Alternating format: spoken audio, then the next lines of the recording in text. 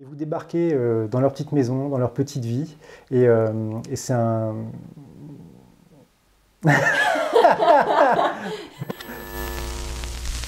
Salut à tous, ravi de vous retrouver pour un nouvel épisode d'Entrée Plat BD. On fait une petite pause entre deux épisodes du vlog, et d'ailleurs je vous remercie parce que vous êtes très nombreux au magasin ou sur les réseaux sociaux à nous dire que vous appréciez ce nouveau format, et ça nous fait vraiment chaud au cœur parce que c'est beaucoup de travail. Mais aujourd'hui, je vais plutôt revenir sur les belles sorties manga du mois de mars. Elles ont été nombreuses, que ce soit dans les inédits ou dans les rééditions. On va faire un petit tour d'horizon assez rapide, juste pour vous donner une idée de ce qui peut être sympa à vous procurer dans les semaines ou les mois à venir.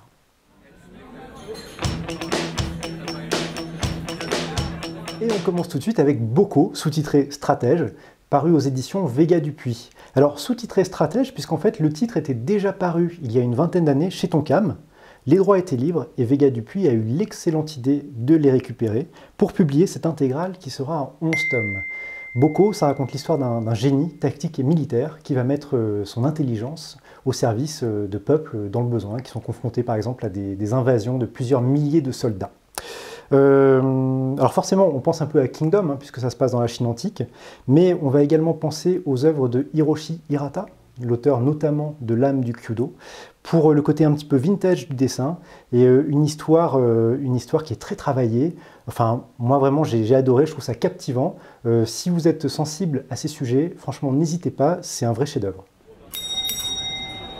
On change complètement de style avec Oshi dans le Jardin des filles, nouvelle parution des éditions Lézard Noir.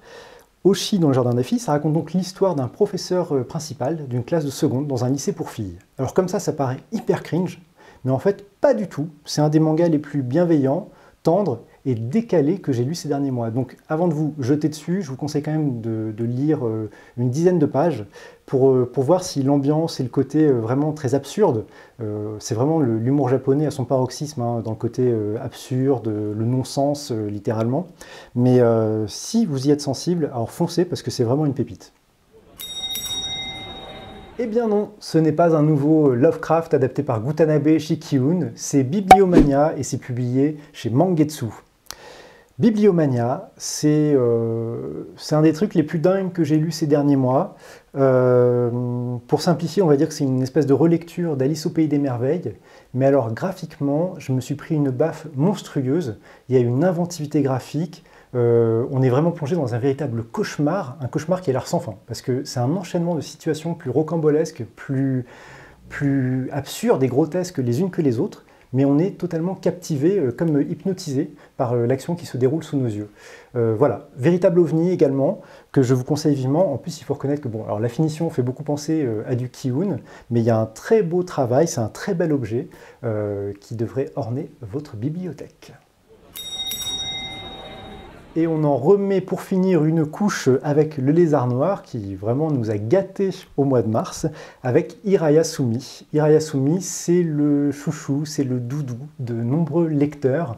On en a beaucoup parlé sur les réseaux sociaux, de cette chronique du quotidien, Slice of Life, comme on dit souvent dans le milieu, qui raconte l'histoire de ces deux cousins qui vivent dans une petite maison, dans une petite banlieue japonaise. Et c'est un pur régal. Moi, c'est vraiment une lecture, parce que ce que j'aime dans cette lecture, c'est le côté un peu euphorisant. C'est-à-dire que vous sortez vraiment de votre quotidien, qui peut être parfois un peu gris, un peu terne, bien que là, le printemps arrive. Keigo Shinzo, finalement, s'affirme de plus en plus comme l'auteur majeur de la scène un peu indépendante japonaise. Il a sorti Tokyo Alien Bros, il a sorti Mauvaise Herbe, il y a quelques temps. Et là, vraiment, il confirme tout le bien qu'on pense de lui. À rapprocher, d'ailleurs, je tiens à le dire, du travail du réalisateur japonais Koreeda, puisqu'on y retrouve un peu les mêmes thématiques.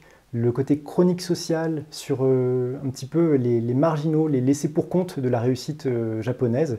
Et donc ça apporte vraiment un côté très humain à cette lecture qui fait vraiment partie de mes lectures favorites de ce début d'année.